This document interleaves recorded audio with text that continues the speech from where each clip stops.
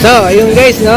Ayan, medyo kakatapos natin maki-backride sa Ford Ford Ranger, no?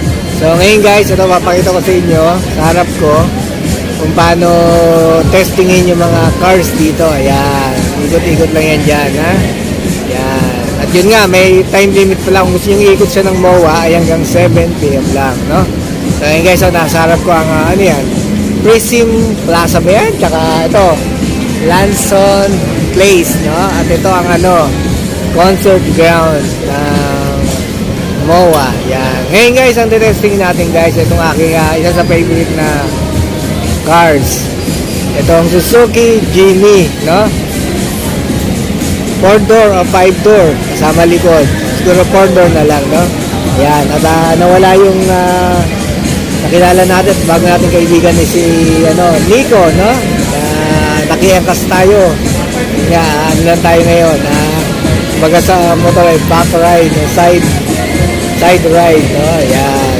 Inatay natin, may nalimutan lang siya guys, no? Ngayon ang testing natin ulit guys, ito nga, ito sa aking third vlog, itong Suzuki Jimny, no? Na-request ko yan kay kaibigan natin si Nico, no? Kasi gusto kong masakyan tong Suzuki Jimny, no? At may pagkakataon, isa to sa gusto kong bilhin, no? So ngayon guys, ay hindi ako nagte-testing ng cars kahit marunong ako mag-drive kasi sanay ako sa manual.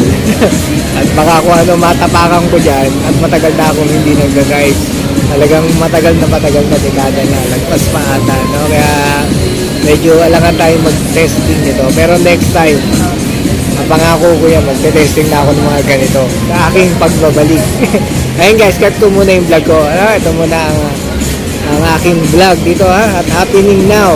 Yan, happening now at SM MOA Concert Ground, no? Yung autofocus multi-brand test ride festival. Yun guys, next vlog ko, ito na, nakasakay na ako dito sa ating paboritong kotse na pang-adventure.